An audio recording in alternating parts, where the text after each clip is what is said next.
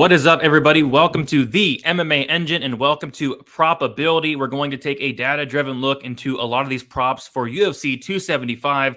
Cannot wait for it. As always, I am here with Uncle Weezy. Weezy, looking forward to breaking down some props tonight. Hell yeah, man. This is a great card. 12 fights to go. I've got some spots picked out already, and then we're going to really kind of comb through all the data for these fights and see if the bookies made any mistakes that we can exploit this week and make some money. So, yeah, fired up to get into this card with you in the chat today.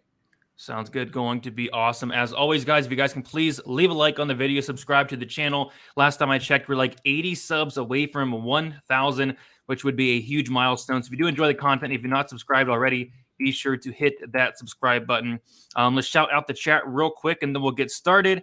We got Brandon, first one here in the chat, always supporting best podcast on YouTube, The Dynamic Duo. And yeah, this is one of my favorite shows, if not my favorite show of the week. Love talking through some props here.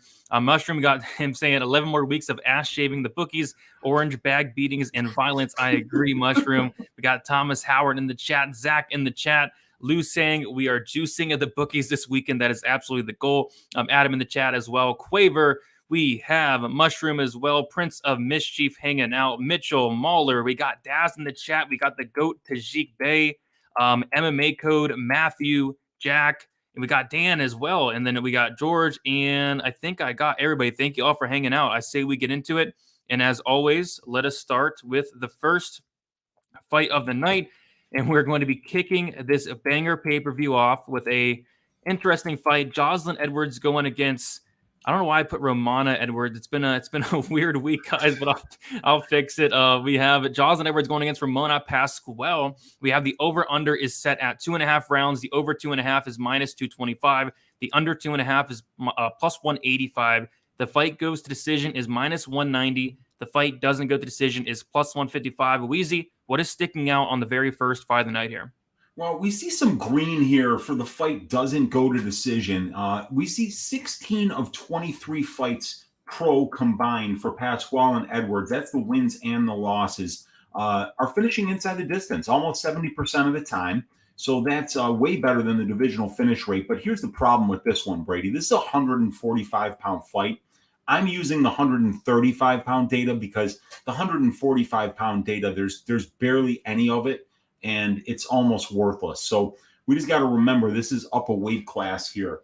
But we're seeing definitely some advantages here for the fight doesn't go, but we don't have much of a sample size here. And we do see that 4 fights between Edwards and Pascual, they've all went the distance at the UFC level. And for me, that's kind of a red flag here if you're thinking of betting violence in this fight, Brady, because a lot of times we'll see fighters with high finish rates come into the UFC, and then once they take that step up in competition, they don't wind up being finishers anymore. Edwards has proven to be pretty durable. So has Pascual. I mean, she was getting cracked in her last fight. And I mean, Josie Nunez, hits like a sledgehammer. So it was good to see that she could make it through that kind of a shot. She could take some serious shots here. So 4 of their combined UFC fights have all went to decision. Fight goes to decision, sitting at minus 175 right now. That is a 63% implied probability. 65% of 135-pound fights are going the distance. And we see, the big green down here for the fight goes to decision. And, 7 of 23, though, combined fights, it's like a big chance that you're taking if you're just going to consider the UFC data. Because if you just consider the UFC data, it's telling you to bet that the fight goes to decision. But we're paying juice on that. And we got to remember that 16 of 23 fights have combined finished. I'm going to but I'm going to say that the safer bet in this fight is the fight goes to decision at minus 175. But I wouldn't say that it's crazily priced here. I don't see we're getting a big advantage on the books. But I think the better bet is the fight goes here.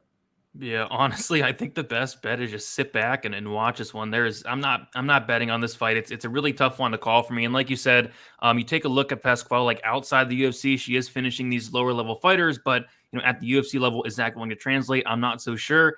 This one, I just feel comfortable and just sitting back, watching it as a fan.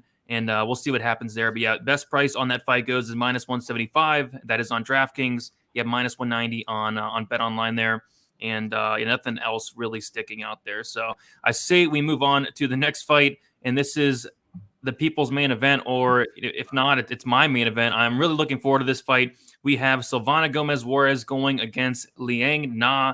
We have the fight doesn't go to decision in a strawweight fight, sitting at minus 260. I cannot remember the last time that's happened. I don't know if we'll ever see that again. But yeah, minus 260 for the fight doesn't go to decision. The over-under, again, it's set at 1.5, which we do not see that really ever for a strawweight fight. The over 1.5 is minus 125, and the under 1.5 is minus 105. So, Weezy, this is a spot I'm really looking forward to, Liang Na, and I think we'll get some violence here.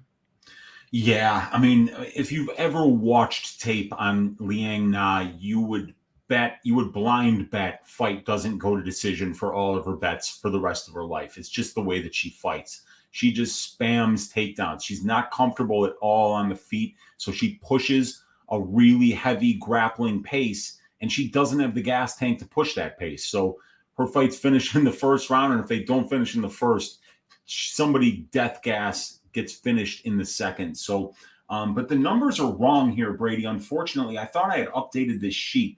Na Liang's record's been updated to 19-5. They found some other fights. And it turns out that I'm showing here that 11 of her 13 wins have come inside the distance. It's actually 19 of 19 or 18 of 19 wins have come inside the distance.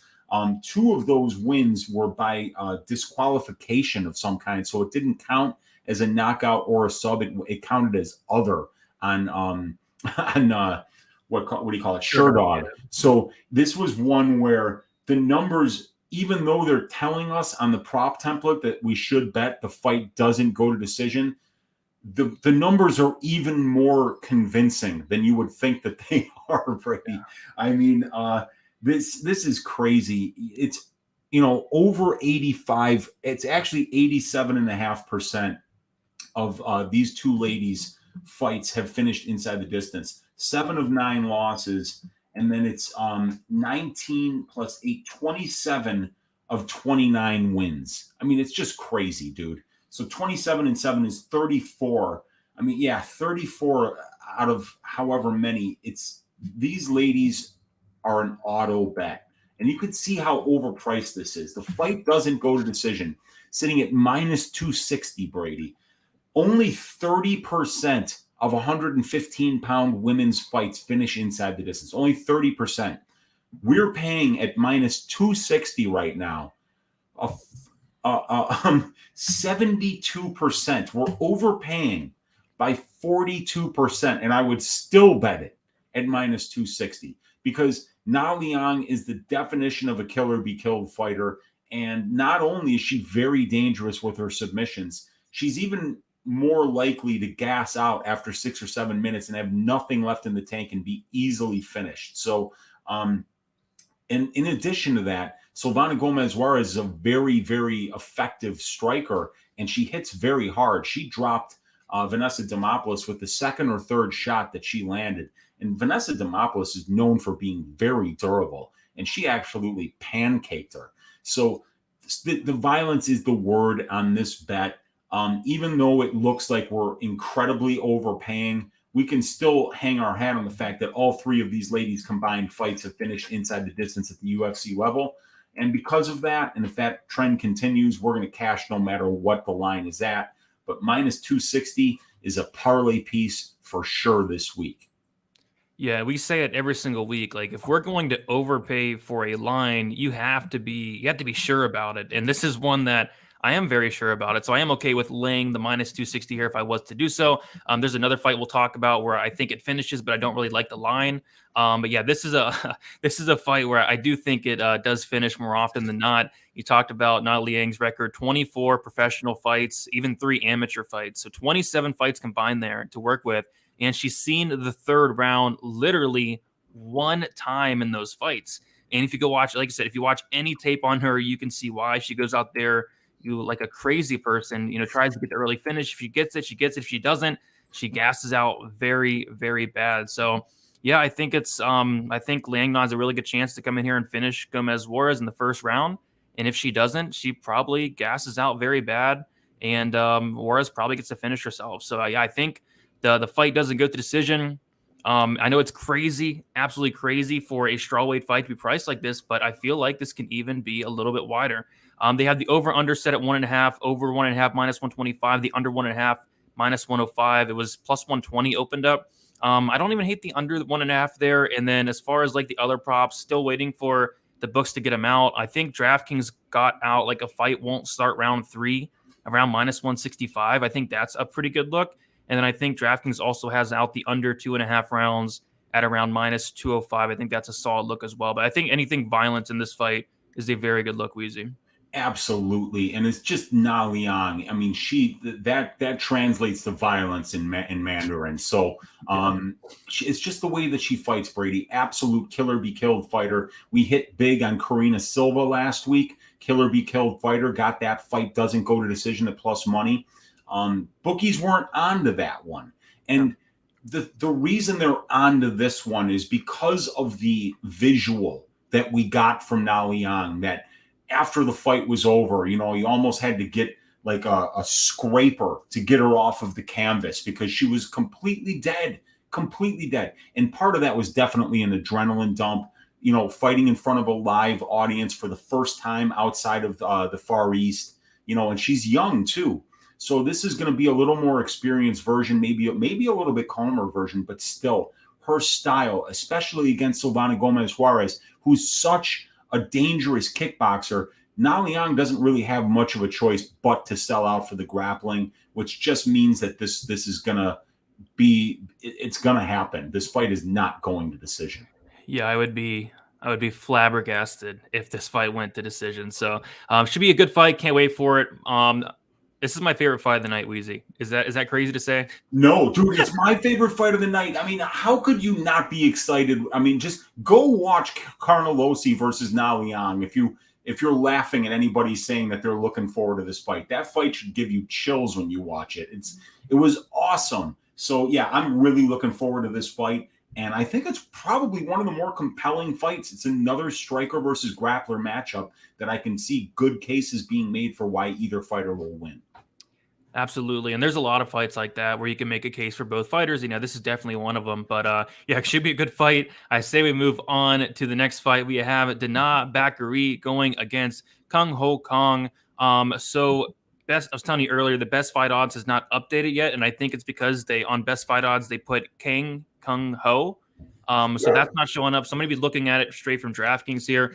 So DraftKings has the over-under set at 2.5 rounds. The over 2.5 is minus 130, and then the under 2.5 is sitting at plus 120 or plus 100. The fight goes to decision is minus 110, and the fight doesn't go to decision is minus 120. So Weezy, what is sticking out on this fight here? So what's sticking out is we've got strong finishers here. 21 of 27 pro wins finishing inside the distance for Ho Kong and Batgerel combined. That's 78%. Really good. But then we see the red right next to it. They're both really durable. Kyung Ho Kong has only been finished twice in 9 losses, and they came a long time ago. And Batgary's only been finished in 1 of 3, and that was with that crazy spinning back elbow that he got caught with Gutierrez by. So we've got good finishers who are also durable at the same time, so it makes it difficult to handicap whether this thing is going over or not. But we do see that on the overall finish rates, we're getting a little bit of a deal at 60% total finish rate for these guys. We're not paying that quite for the fight doesn't go.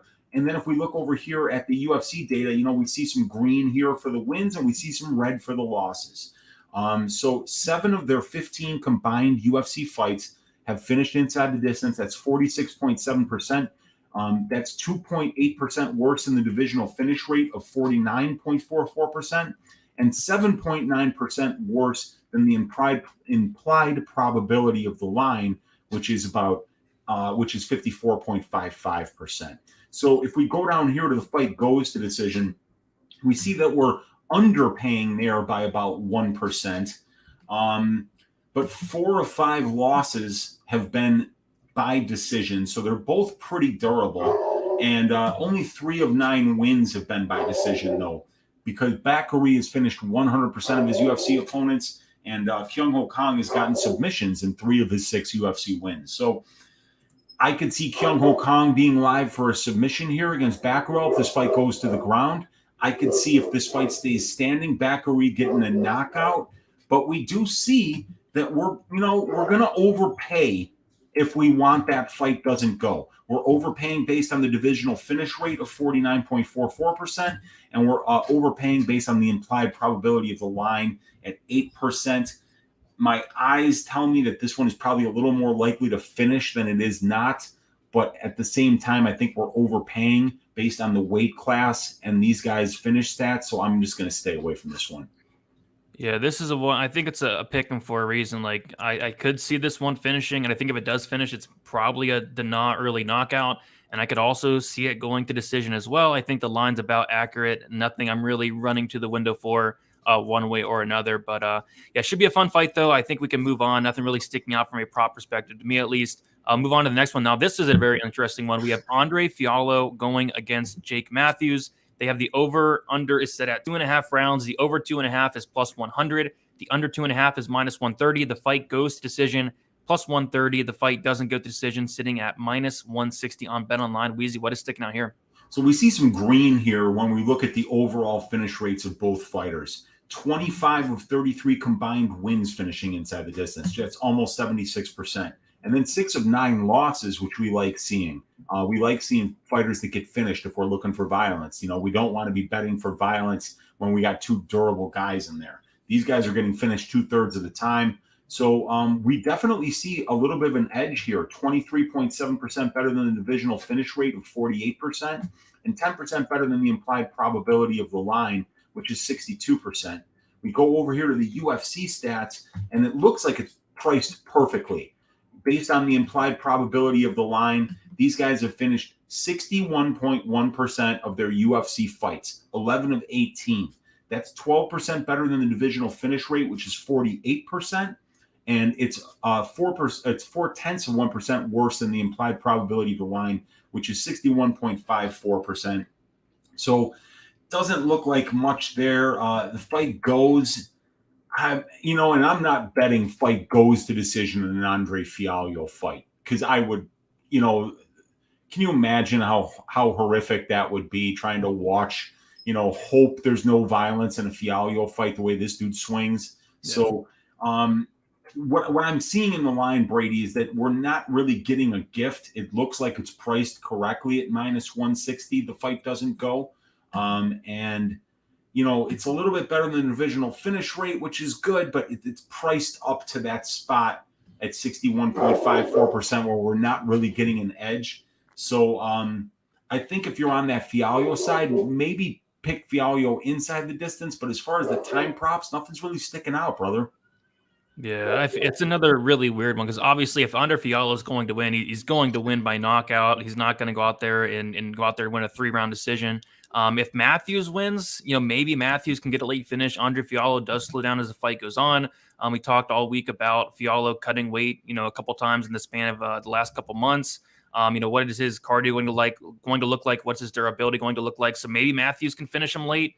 But yeah, just another one I'm not really running to the window for at minus 160. And minus 160 is the best price out there. It's like minus 190 on DraftKings. I see a minus 177, minus 170. So I would lean towards it does finish. And I'm actually, on the Matthews side myself, I'm not going to bet this one, but I don't know if I want to leave minus 160 here. I feel like it could go to decision. So, and if I feel like if it goes to decision, I do like Matthews. So maybe, Matthews decision, Fialho finish, but I wouldn't completely roll out a Matthews late finish. This is a really weird one for me. I guess I'd lean violence, but I just don't know if I'd go and lay that minus 160 there.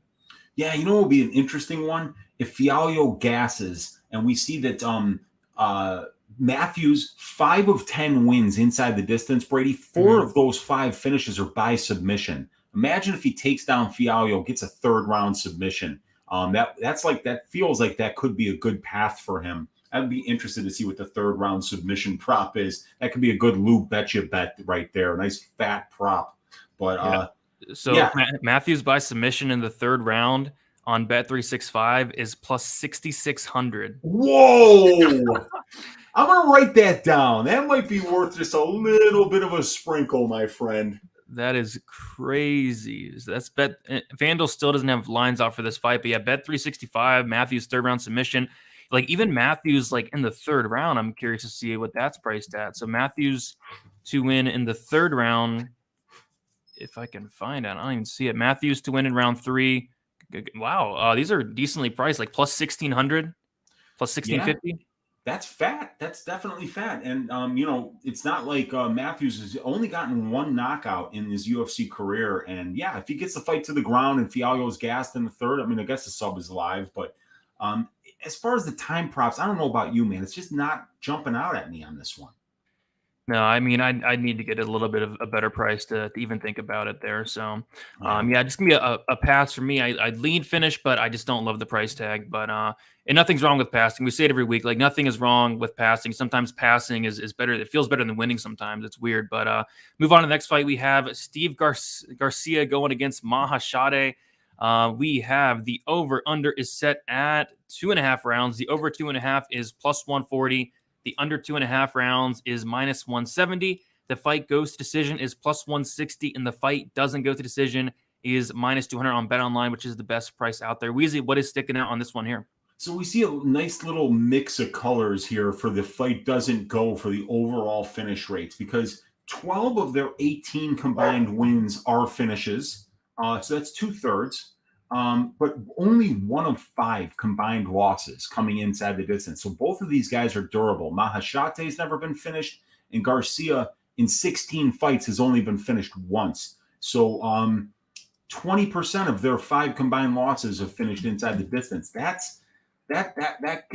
scares me off a little bit of a fight doesn't go to decision bet here. So we see 13 of their 23 combined pro fights, 56.5% have finished inside the distance. That's 5.7% better than the divisional finish rate of 50.87%, but it's 10% worse than the implied probability of the line.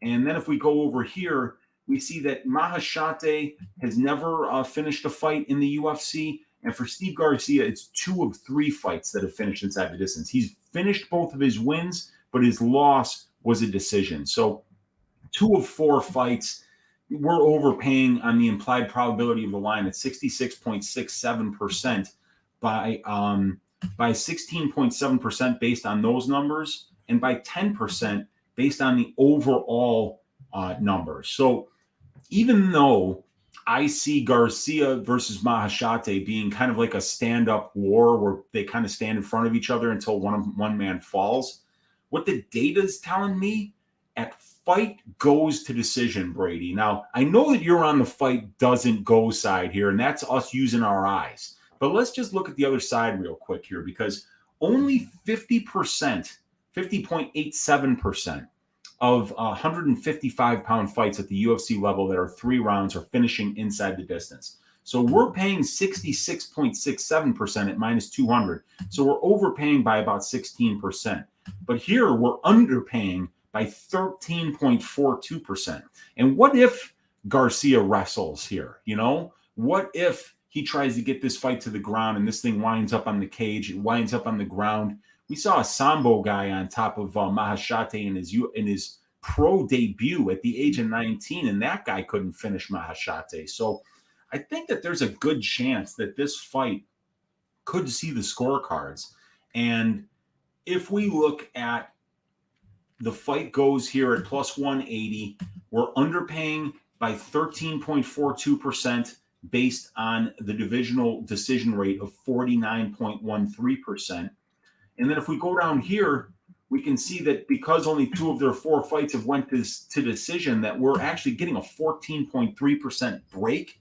So when I use my eyes, I kind of think that this fight's going to finish. But when I look at the data, it's going to be really hard to pass up on plus 180 for fight goes to decision for a lightweight fight where one guy is traveling halfway across the world from the North Hemisphere to the South Hemisphere and from the East Hemisphere to the West, or from the West to the East. It's pretty wild, man. This is a long plane flight. We may not see Garcia at his best. And if he's not, Maheshate has only finished half of the cans that have been in front of him. So I'm leaning fight goes to decision here at a fat plus number. Yeah, I mean, this is one of the ones where I feel like I'm getting a lot better at, and it's something I'm trying to do better at. Like, yes, I think this fight's going to finish. I think both Garcia and Maheshate are alive for a knockout, but do I want to lay minus 200 on it? No, because do I think it happens? Yeah, but am I minus 200 confident? No, not really. And I could see this going to decision as well. So, yeah, I'm not going to be betting the fight doesn't go, but at the same time, plus 180, it's tempting, but my goodness, these guys are going to stand and bang. It's you'll probably take a couple of years off your life, Weezy, but it could hit, but man, it's going to be so sweaty holding a fight goes decision ticket in this fight. But yeah, if I was forced to bet it, yeah, I'm taking the fight goes, but luckily I'm not forced to bet it, and this is what I'm just going to pass on. But I think it finishes, but minus 200, you're just overpaying so much, and I'm not that confident it finishes. Yeah, and and that's the thing too.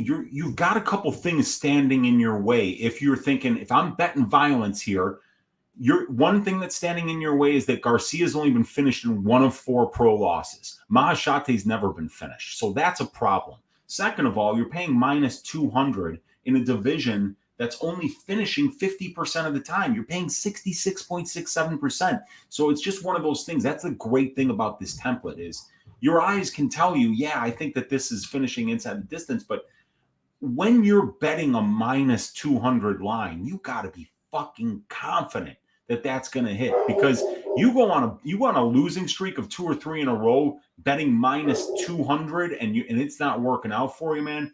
That's how you get yourself into some big losing streaks, some big losing nights. So yeah, I might even take a little half unit stab at the fight goes here, because getting fight goes at plus 180 in the lightweight division with 2 guys that aren't that experienced, really. I mean, Garcia's a lot more experienced than Maheshate. So I think I might take a crack at it.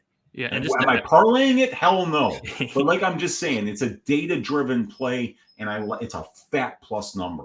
Yeah, and just to add on to that, like both guys have showed extreme toughness. Like Steve Garcia got knocked down 3 different times, still did not get put out. And then we saw Maheshate show toughness with his ground game in the debut as MMA back in 2019, where that guy was taking him down for 15 minutes. He's able to survive, fight off those submissions. And then he also showed a lot of toughness in the Contender Series, where he got hurt bad in the first round. He recovered and he went the distance. So yeah, just both guys are very tough as well, Weezy. So that could be another reason to maybe like the fight goes at plus 180 when everybody's thinking violence there.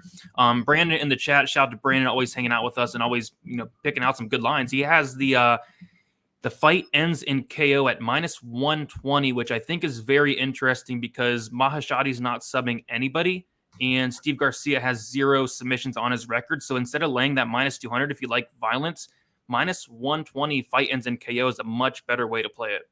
Yeah, and let's just look at what the line looks like. If we were to just remove it, put minus 120 there, then you're only overpaying by 3.68% based on the implied probability. And then you just have to hope that there's no submission there. So that's a great way. If you do like violence in this fight, that's a great way to get a much better price. And you're just using your eyes. You know that Maheshate is not subbing anybody. And you know that Garcia, while he might take this fight to the ground, he's literally never subbed anybody in his pro career. So it's a good way to save money. That's how we find value. Shout out Brandon. That's a great call for the people that want to bet violence in this fight. That's a great way to get a much better price. Yeah, absolutely. I think that's a great way to play it if you do like that violence. But yeah, it should be a fun fight. I'm looking forward to it. Let's keep moving on, though. We have Seung Woo Choi going against Josh Culibao. We have the over-under is set at 2.5 rounds. The over 2.5 is minus 142. The under 2.5 is plus 112. The fight goes to decision is minus 120. And the fight doesn't go to decision is minus 110. So kind of like the Danaa fight, we got pretty much a pick 'em here, Weezy. Pretty much a pick 'em. And I always mention it when we're looking at these featherweight fights, Brady. It's so strange how they only finish at 43%. Bantamweight's finishing almost at 50%.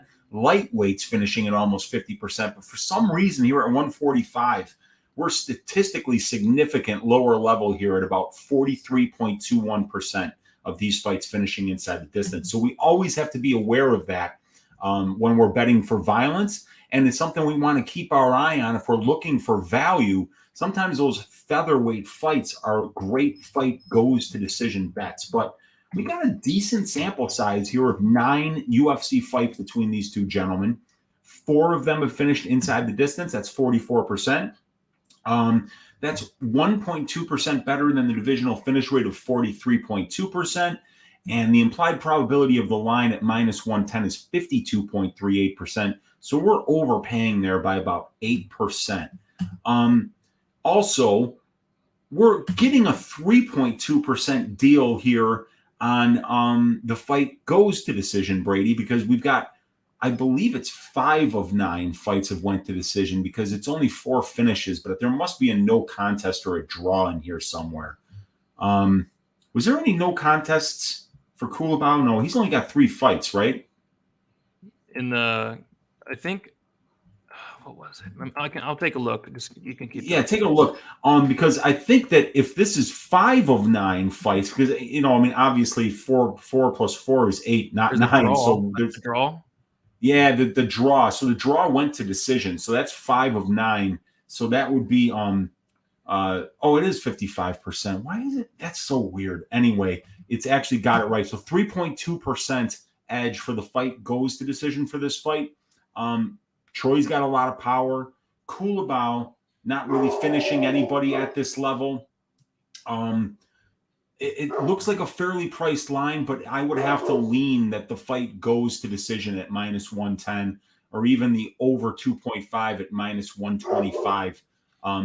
Because we're getting the over 2.5 at -125, Brady, as compared to only -110, we see that we're only paying up about 3% for that over 2.5, while about 5% of featherweight fights finish in that last 2.5 minutes. So if you're going to bet the fight goes here, my suggestion to you would be to pay up just a little bit more at the -125 level, because we're getting a deal for those last 2.5 minutes. We should be paying up a little bit more. We probably should be paying -130, -135. So I would bless the over 2.5 as the best priced bet for this particular fight. Am I touching it? Probably not, man. Seung Choi hits like he's got bricks for hands. So probably not standing in the way of that. But Culibao has been tough. Yep, I agree. I think both guys are very tough. And you said it. Seung Choi hits extremely hard. We saw it in the La Rosa fight. We saw it in his last fight against Alex Caceres as well. This guy's power is no joke, and he's going to have 15 minutes to land that big shot. So, yeah, I would lean towards it going over. I'd lean towards it going to decision, but not something, again, I'm running to the window for. I think about a pick 'em seems about right to me. I think could Seung Choi knock him out? Yeah. But I'm kind of leaning more towards this going to decision. So -125, the over 2.5, I don't hate. That's on Betway, though. Looks like the best line I can get is on BetOnline -142, and then I'm not sure what DraftKings has it at, but probably around there as well. So yeah, I'm leaning over, but not something I'm overly excited about. Let us keep moving on. I think we're about to start the main card here, guys. Wait, I think we have one more fight. One more, yeah. All right. Well, the one more fight is going to be another interesting one. We have Brendan Allen going against Jacob Malkoun. So the over-under is set at 2.5 rounds. The over 2.5 is +115. The under 2.5 is -145. The fight goes to decision is +170. And the fight doesn't go to decision is -210. So this is a really weird one, because we have someone in Brendan Allen who's a very dangerous guy. And then we have someone in Jacob Malkoun who is the complete opposite of a very dangerous guy. So I'm curious to see what the numbers say for this one here.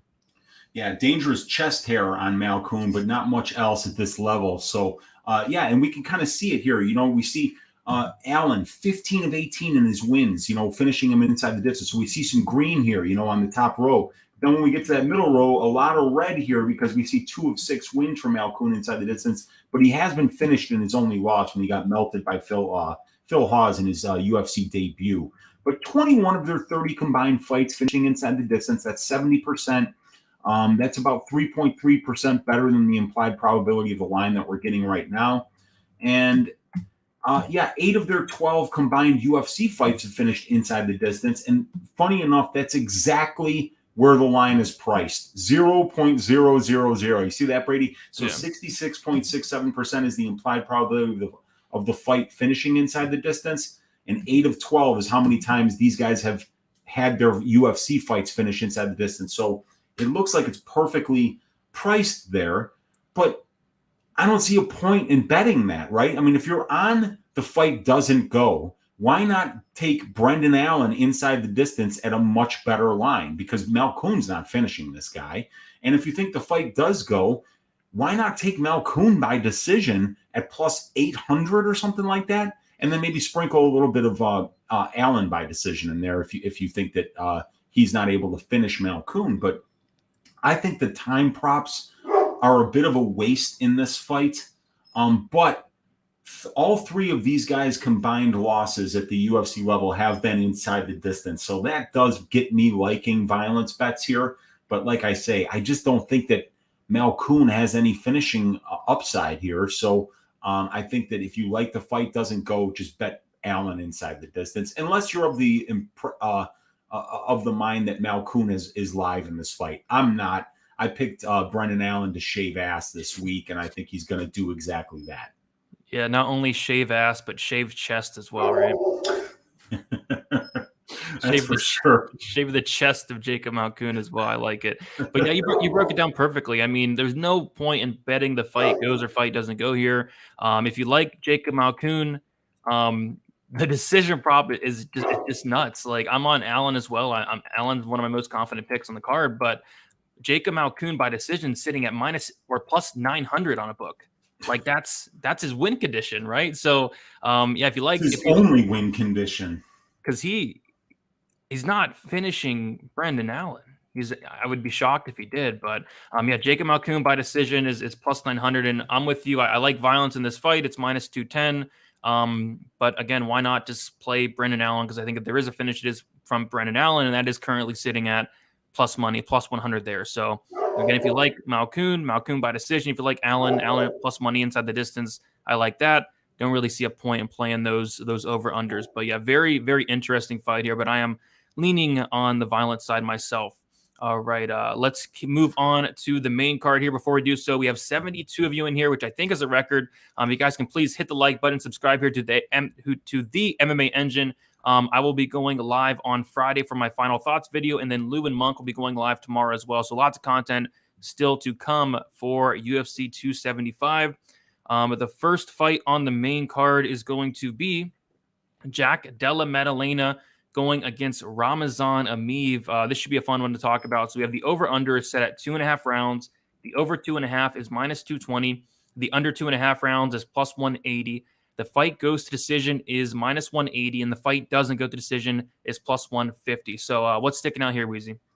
Wow, plus money on a fight doesn't go to decision, where we've got Della Maddalena, a killer be killed fighter who has finished 12 of the 13 fights that he's been involved in as a pro. So just immediately right there, it's got me looking at the fight doesn't go side. Now, the problem is that we've got Ramazan Emeev across from him, a decisionator, a guy with very little striking. I mean, I don't think he's ever landed a knockdown at the UFC level. He's got 5 UFC wins. He's never finished any of them. And in his 2 losses, he's never been finished either. So we got a guy that with, like I say, 7 UFC fights, 0 of them have finished inside the distance. That's a problem.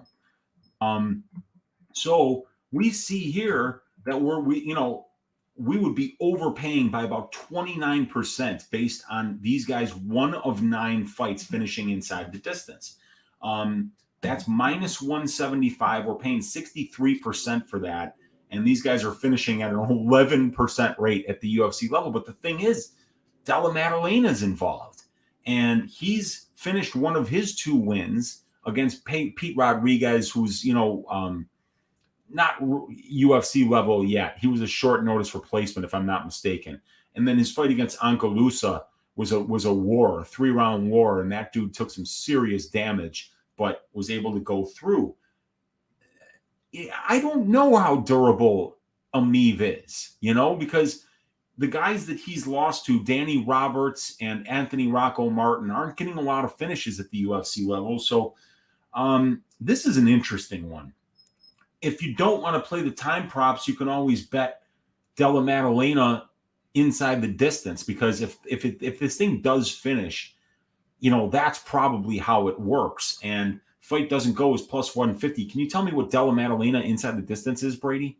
Yeah, Jack Della Maddalena inside the distance is plus 260, and it actually opened up at plus 300.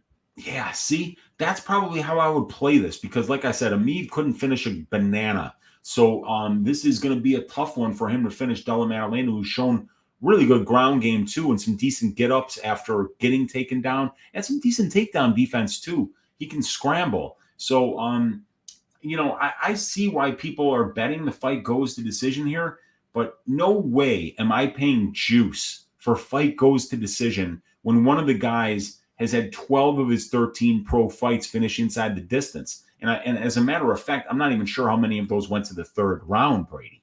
So I think one, yeah. Yeah, one. So fight doesn't go to decision at plus money is something I might be sprinkling here at plus 150 with a killer be killed fighter in there.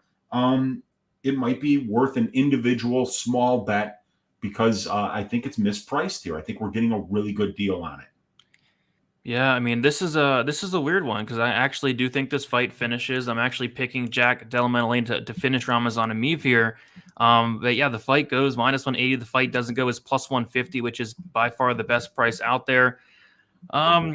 Yeah, I mean, I lean towards it finishing, but I think if there is a finish, I just really think it's going to be Jack Della Maddalena. So that plus 260 sticks out as well. Jack Della Maddalena by KO would be something plus 300. Yeah, I think it finishes. Jack Della Maddalena, like you said, he's been to the third round like one time against Angalusa. And if Angalusa wasn't extremely, extremely tough, he probably would have finished that fight as well. Like, he hit him with a bunch of hard shots that would have put most people down. So yeah, I think this fight has a very sneaky chance of finishing. And at plus 150, like, that's not a bad look. I mean, could Emeev finish Jack Della Maddalena? Maddalena's, I think he started out his career 0-2, right? And both those two losses were inside the distance, one by knockout, one by sub. So he's on a win streak here. He hasn't been finished in a while, but could Emeev potentially finish Jack? I'm not sure. I think if there is a finish, it's more so from the Jack side, but Jack's favorite. He's minus 155. So if anything, I'm not laying minus 180 on the fight goes. I'm liking that plus 150, if anything. But yeah, plus 150, I don't hate it. Yeah, I don't hate it either. And when we're getting that fat of a plus number, we can always take solace in the fact that even if we're right 4 out of 10 times, we're probably making out just a little bit, because the other one we were looking at, the Garcia Maheshate fight, goes at plus 180. That's like a 35% implied probability. It's not bad to try those every once in a while, but in this one, if you do like that violent side, might take, maybe take a closer look at Della Maddalena inside the distance at an even fatter price. Yeah, and I was telling you earlier, I bet the Jack Della Maddalena scorecards equals no action earlier in the week. It's got smashed all week, and rightfully so. It's currently minus 225, so can't really bet that. It looks like minus 205 on 5 dimes, but yeah, it's an interesting one, Weezy. So we'll see what happens there at this one. Let us keep moving on to the next one, and we have Manel Kape going against Rogerio Bontorin. We have the over-under is set at 2.5 rounds. The over 2.5 is plus money, plus 110. The under 2.5 is minus 140. The fight goes to decision is plus 150. And the fight doesn't go to decision is minus 180. What is sticking out here? 34 of 45 combined pro fights for Bontorin and Kape have finished inside the distance, 75.6% of their career. So, and we got good sample sizes here. And how about 30 of 34 wins, Brady? Wow. 88.2% combined finish rate for these two cats. That is serious. But here at the UFC level, we see that number is kind of coming down a little bit. We got 2 of 4 wins not Kape has got 2 of 2 here. So Bontorin 2 of 4, 4 of 6 wins coming inside the distance, but only 1 of 5 UFC losses. So these guys are pretty durable. 5 of 11 combined fights have finished inside the distance, only 45.5%.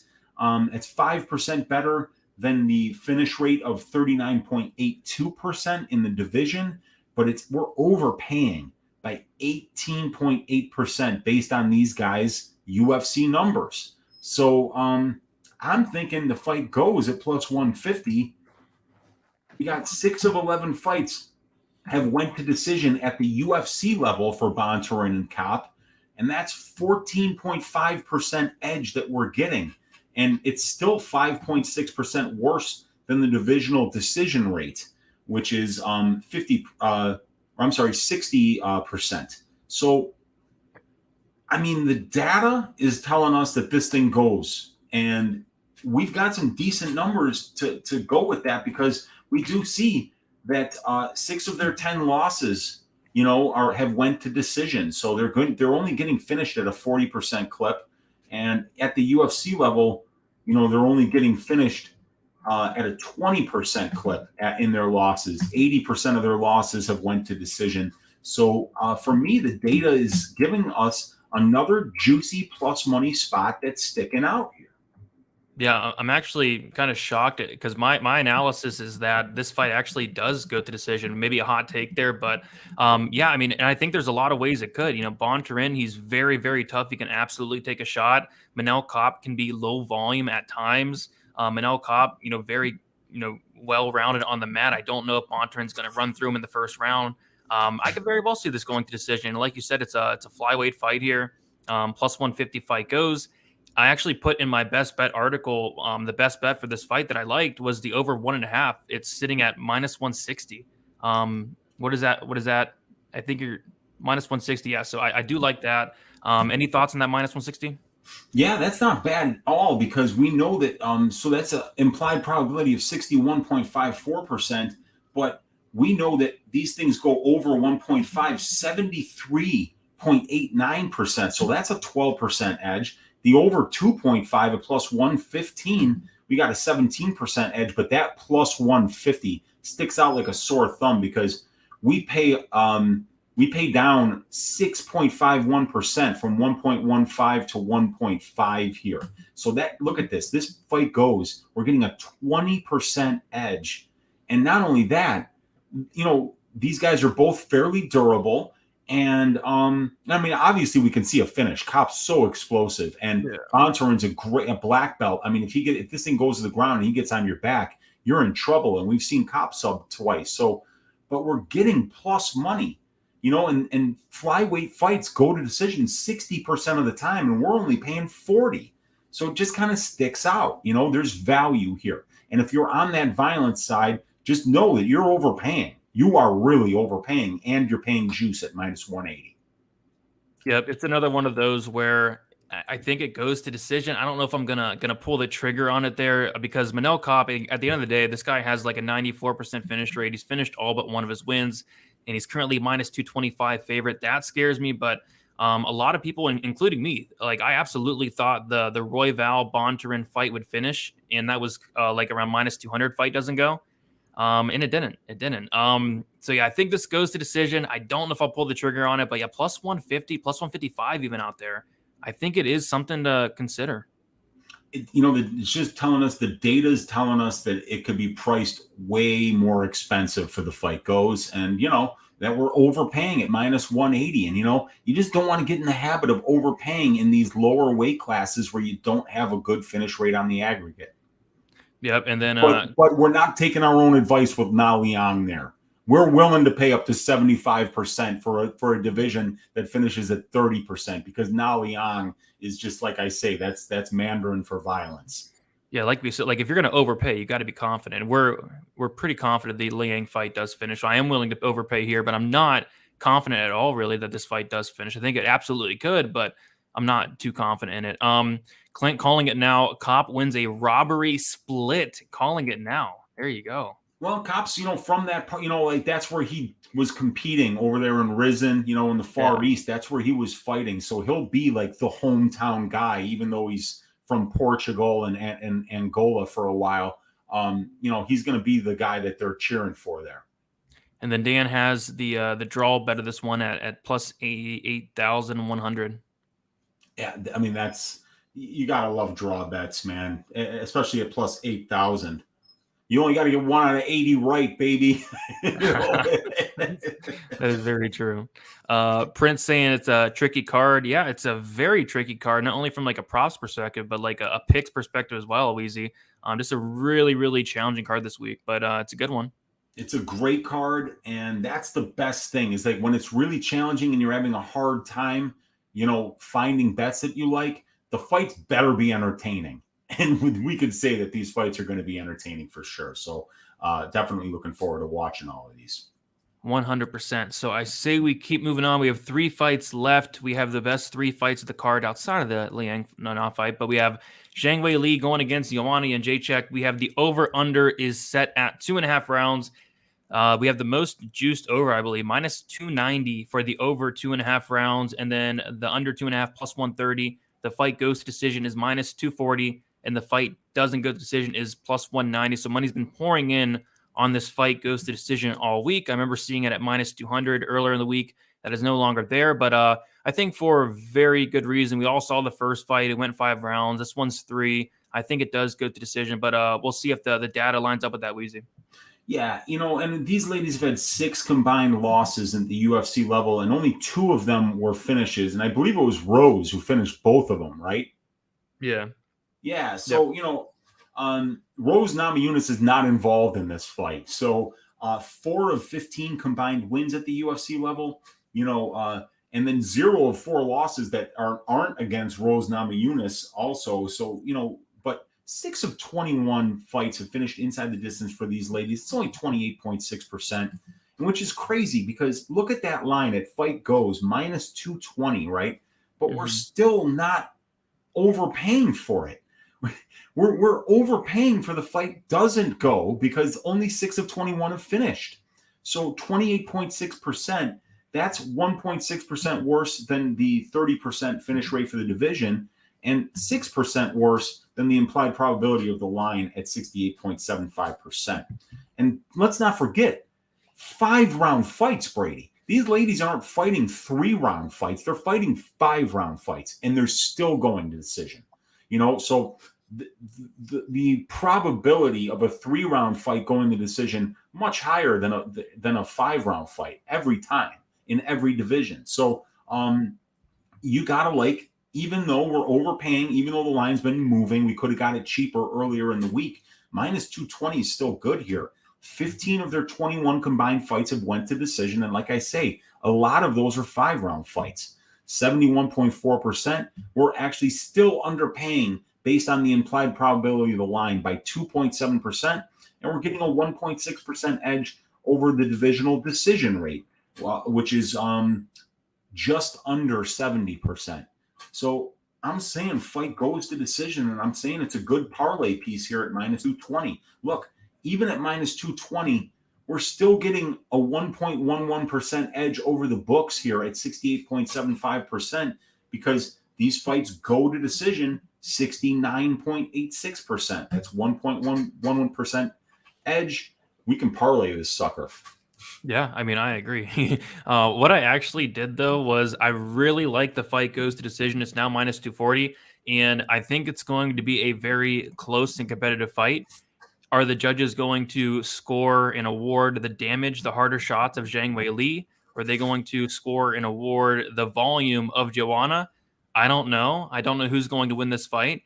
I think split decision at plus 400 is a really, really sneaky look this week. The fight is favored to go to decision. I believe this is the most favored fight to go to decision. It's going to be close. Split decision plus 400. I actually sprinkled it and I tracked it. It's my first tracked split decision bet, Weezy. So, but yeah, as far as the fight go, parlay piece minus 220. I'm still out there on FanDuel. I feel like it should be much wider there, but I'm on the split personally. But I think the fight goes as a parlay piece is a really good look. Agreed. Yeah. And, we've already seen these ladies fight before. The thing that worries me is that we haven't seen Joanna in like 2 years. And, you never know. If she's got like a foot out the door, maybe, Zhang finishes there. But Joanna's not a finisher, so that's really, you were kind of looking at if this thing does finish inside the distance, I got to feel like it's Zhang, but maybe just like a brand new Joanna comes out and she looks even better. But I'd be surprised. because we've already seen a very good Joanna Jedrzejczyk numerous times. So to think that she's going to be much better at her current age, I'm not worried about that. So I think that this is a great parlay piece. Yep, definitely agree there. Let us move on to the next fight. And we have the co-main event. We have Valentina Shevchenko going against Taila Santos. The over-under is set at 3.5 rounds. The over 3.5 is -165. The under 3.5 is +135. The fight goes to decision is -120, and the fight doesn't go is -110. So we got another pick'em here. It looks like we've had 3 pick'ems on the fight goes or doesn't go on the card. This is the last one. Weezy, what is the data saying on this one here? So 29 of 45 of their combined fights have finished inside the distance. So it's 64.44%. We've got a good UFC sample size. So let's stay over here. 7 of their 19 fights have finished inside the distance. That's 36.8%. 3.6% worse than the divisional finish rate of 40.4%. And the implied probability of the line, we're overpaying for fight doesn't go by 15.1%. And let's remember, that's based on 3-round fights. This is a 5-round fight. So we're, 2 more rounds for it to finish. We have to keep that in mind. But one thing I did do, Brady, was I brought the 5-round fight database to the party here. And let's zoom in on this. So we can take a look at this right here and see that there have only been 10 5-round flyweight fights for women, and they have finished 4 out of 10 times. So it's actually the same finish rate for 5-round fights in the flyweight division as it is for the weight class as a whole, which is 40.4%. So we can kind of use these numbers, the 40.4% divisional finish rate, as a nice benchmark here, which shows us that the fight goes to decision at -120. We're getting a 5% break there. And based on the combined stats of both ladies, we do see that 12 of their 19 fights at the UFC level have went to decision. That's 63.2%, 3.6% better than the divisional decision rate, and an 8.6% edge over the implied probability of the line. Taila Santos has never been finished as a pro, but only 1 loss, though. So if she loses to Valentina Shevchenko, that 1 loss against Mara Romero Borello doesn't really mean much, because Shevchenko would beat Borello 99 out of 100 times, So this is a big step up. We can't just say that because Santos has never been finished that she's not going to get finished here. And Shevchenko has been finished once, but that was not at the UFC level. That was probably in the 19th century when that happened. It had to be before you were even born, Brady, because it's hard to even picture that happening. But for all 3 of their losses at the UFC level, Brady, they've went to decision. 9 of 16 wins have went to decision. So 12 of 19. And we've seen, a good amount of that is the 13 fights that Valentina has had. There are a lot of 5-round fights included in there. And some of them are even at 135 pounds. So, yeah, the prop template is telling us that the fight goes to decision is priced up a little bit better than the fight doesn't go to decision. So, if you do think that this goes to decision, that's a good line at -120. If you're on the violent side, you might be able to wait and try to get plus money for this thing finishing inside the distance, because the numbers are telling you that you're overpaying. You're reaching a little bit at -108. Yeah, it looks like it did go to the plus money. The fight doesn't go, and then now it's back down to -110. So yeah, it's a pick 'em for a reason. I think this fight does finish personally. I think Shevchenko does finish Taila Santos. I think it's a huge step up. And if I was to bet a time prop, it probably would be the fight goes. I think all that does make sense. I think a lot of people are playing that over 3.5. That's been hit all week. It actually opened up at -110. It's now -165. So that's a very popular play. I think this probably does go over, but I also think that Shevchenko is live really any round to get a finish there. So I'm personally on the violent side myself, but instead of betting the fight doesn't go, I'm more so looking at that Shevchenko inside the distance at +130. Not going to go heavy on her or anything. I think like half a unit. Still have not bet it yet. But I'm looking at Shevchenko inside the distance. But yeah, if you guys like the fight goes to decision, it absolutely makes sense. But I would just caution that this is like Taila Santos has never seen anybody like Shevchenko, and that's the one thing that would concern me. Absolutely. Shevchenko is, she's the pinnacle, and she's reigns supreme in this division. We haven't really even seen another champion. So, yeah, it's hard to bet against her. It's hard to bet against her ability to be able to finish this fight. But the lines are priced pretty damn good, Brady. I mean, I feel like we're getting a little bit of a break on the fight goes. But if you're betting the fight goes, you have to be of the mind that, yeah, Taila can handle 5 rounds with Valentina. And if you're on that side, then you're getting a little bit of a deal on that fight goes, so you might as well play it. Me, I'm not touching it. Yeah, it's definitely a tricky one. And, in her last fight, Shevchenko fought Lauren Murphy. I know the narrative was Murphy's very tough, and Shevchenko was able to finish her. So we'll have to see. But yeah, a really tricky one for that main event or co-main event. But I'll tell you what is not tricky, Weezy. We have the main event. We have Jiri Prochazka going against Glover Teixeira. My goodness, minus 700. Fight doesn't go to decision, sitting on BetOnline as we speak. Looks like DraftKings is minus 500, FanDuel minus 600. The fight goes to decision on BetOnline is plus 450. The over-under is set at 1.5 rounds. The over 1.5 is minus 125. The under 1.5 is minus 105. So first of all, Weezy, I thought this was really interesting. So the under 1.5 in the main event for a light heavyweight fight is minus 105, Jiri Teixeira. The under 1.5 for a strawweight fight, Liang Na Gomez Juarez is minus 105. It's the exact same price.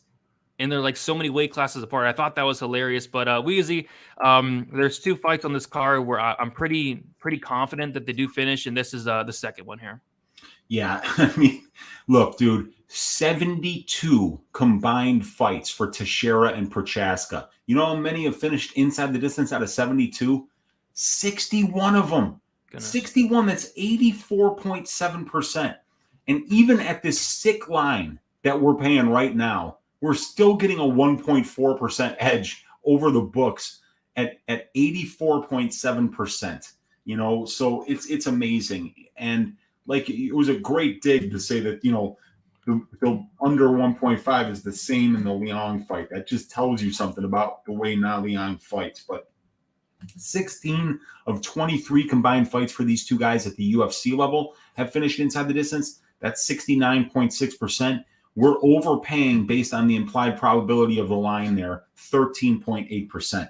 But I want to mention something here, and that is the finish rate for 205-pound fights that are 5 rounds, Brady. So we've got 38 out of 52 have finished inside the distance. And 38 divided by 52 is 73.1%. So we're paying 83.3% on this line. So we're overpaying, yes. But it's Glover Teixeira against Jiri Prochazka. What does this look like if this fight goes 5 rounds? I mean, there's no way, dude. This fight is finishing inside the distance. We're going to overpay for it, just like we overpaid on Na Liang. And that's why everybody was waiting to snipe those Na Liang lines when they opened, which is why so many books just refused to open those lines. Yeah. Because they knew that they were going to be taking on water and that they couldn't price it where they should price it, because only 30% of women's strawweight fights finish inside the distance. You're laying minus 260, dude. That's 72% or something like that. But that's where you have to open it for this kind of a fight. Minus 500, yeah, we're overpaying by 26% based on the finish rate for the division, but we're really only overpaying by 10% based on what the 5-round finish rate is. And then if you look at Glover Teixeira and Jiri Prochazka and just the way that these guys fight, it's really hard to picture this one going to the 4th round. I mean, like, really hard to picture. So the number's kind of meaningless here. So I'm just going to go ahead and say that we're putting this in the fucking parlay, dude. Fight doesn't go to decision. It's going in there. Yeah, and I feel comfortable about that as well. So I do have the fight doesn't go in a parlay. I parlayed it with Damon Jackson last week. at -170. Still looking forward to that. And then I also added on to the under 2.5 rounds at -175. There's actually -170 out there. And Jiri, in his entire career, he's actually only been over that 2.5 round mark just twice. And how many fights do you have? Like 31? He's got I think it's like 30. 31. 31. Yeah, 31, man. Yeah, so he's been to that over 2.5 mark just twice out of 31 fights, which is just nuts. Yeah, he's just an absolute monster. And when this thing is on the feet, Glover is in serious danger. And when this thing is on the ground, Jiri is in serious danger. So danger is the word. This fight is, if this thing goes to decision, I quit. I just quit. I won't be here next week. Yeah, I mean, if this goes to first of all, I'll get my ass shaved from. Oh yeah, you and me both, brother. Yeah. Dan in the chat, shout out to Dan Goldstein, always hanging out, bringing some comedy. He's like in the under 1.5, and it looks like it's plus money out there in some books. On FanDuel, it's plus 108. Yeah, I could see it going under. I'd much rather be on that plus money on the under than lay -138, -125 on that over. But I also do like getting the extra round and getting the under 2.5 as well. Yeah, and whichever way you want to play this, whether it's the under or whether you're just like somebody that likes to speed up your own heartbeat and cause yourself pain, if you want to bet the over, there's going to be some value. If you use it based on the benchmarks of the division, there's value on the overs in this fight. It's just not very likely stylistically when you look at it that this fight gets out of the second round or even the third. Yeah, for sure. I think it's violence. And if you take a look at the Bet MMA tips page, everybody is thinking violence. I don't think I've ever seen it that much filled up with violence bets, but it's for a good reason, for an absolute good reason. So Weezy, we went through all 12 fights. Not a ton sticking out, to be honest, but there are some spots that stick out like a sore thumb. So you want to get this PP going? Yeah, dude. I mean, like on DraftKings, because we can get the Leon Juarez fight doesn't go at -260. We can get the Glover Jiri fight doesn't go at -500. And we can get the Joanna Zhang fight goes at -220. What would that get us to? That is about plus 135. That's got to be it, right? Yeah. I think that's the probability parlay, you guys. 2 violence bets and 1 fight goes bet. The 2 violence bets, Leon Juarez and Glover Jiri, and the fight goes bet, Joanna versus Zhang. Plus 135. I'm going to be putting a unit or a unit and a half on that, like right now. Yeah, it's beautiful. And then I love this. Brandon's on the under 2.5 in the Liang fight, parlayed with the under 4.5 in the Jiri fight is -118. I love that too. That's fantastic. That's a fantastic parlay at -118. Yeah, and then he's telling us to take it. Hey, I might have to take it, dude. I like that a lot. But and then on top of that, just maybe adding in the Joanna fight as well, making that even plus money. So, yeah, to be honest, like those were the 3 spots that stood out, and the other spots, I'm like, nothing's really. Was there anything else that really stuck out to you? Well, the plus money spots where we're getting edges. The Kape Bontorin fight goes. The Maddalena Emeev fight goes, and the Garcia Maheshate fight goes. That's plus 150, plus 150, and plus 180. So even if you hit one of those, you're only down just a little bit. But you could, like I say, those are priced wrong right now. I mean, people are way overpaying for violence. Or wait a second, the Garcia Maheshate fight goes, and it's the Kape Bontorin fight goes, but it's the fight doesn't go from Maddalena Emeev at plus money. Yes. Yep. So those are the spots that stick out, but the parlay at plus 135, I'm going to throw some money on that as soon as we're done here. Yeah, absolutely. Absolutely. Headley one, we talked about this a little bit earlier. He's saying, what do you think about the Jack Della -205 decision no bet? I think that's honestly like -205. It's getting up there, but it's really hard to see Emeev finishing anybody. So I don't know if I'd play it there, but I think why not? He's saying it's kind of a free bet. Any thoughts on that, Weezy? It's -205 now. It feels like a free bet. So, I mean, I could see making it, but like you say, dude, there comes a time when it moves too much and you're like, shit, you're just overpaying. And, whenever you're trying to think like long term, not just past this week, just long term, You don't want to be laying juice too often unless you're fucking sure. Like, I'm jumping to lay juice at minus 260 at Leon Juarez, but you don't see me betting it straight, do you? I'm parlaying it with Glover, and I'm parlaying it with the fight goes, so I'm getting some plus money here. But when you're laying minus 260, you better be damn sure. And I mean, like, if this fight goes to decision now, Leon versus Juarez, I'll never forget it until I'm on my deathbed. Yeah, I mean, I don't know what a decision looks like in that fight either. Like, are they gonna somebody's have to carry Liang Na the entire fight after the first round? That vision of Song Yadong picking her up and carrying her back to the corner after 5 minutes of fighting. I'll never forget that. And Song Yadong isn't even her corner man. Her cornerman couldn't make it over. So like Song, because he speaks Mandarin, I mean, like, he was able to be in her corner, and he had to be like, they're not even paying me to do this, and I have to pick this woman up and carry her back to the stool. I've never seen anything like it. Never. But yeah, this was a fun show. I do want to shout out the chat. You guys were killing it all night. We have 94 in here right now, which is absolutely a record for the MMA Engine YouTube channel. If you guys have not subscribed yet, be sure to do so. Me and Weezy go live every Thursday for some probability, and then we do a ton of other content throughout the channel as well. So make sure you guys subscribe. Really close to that 1K goal. Be nice to hit that in the near future. But Weezy, let the people know where they can find you, what you have going on throughout the week. I know you are officially done with your content for the week. Must feel good. But yeah, let the people know where they can find you. Yeah, I mean, if you can't find me on YouTube, you're not looking hard enough, because I'm doing shows like every damn day, you guys. 6 out of 7 days of the week, I'm on either Uncle Weezy's YouTube channel, the MMA Engine YouTube channel, DFS by the Numbers YouTube channel, and Pub Sports Radio.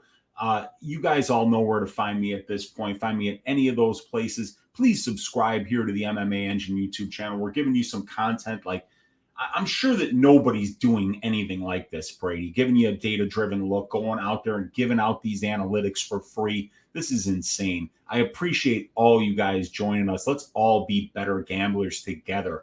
Let's all beat these bookies with a sack of oranges until we juice them together.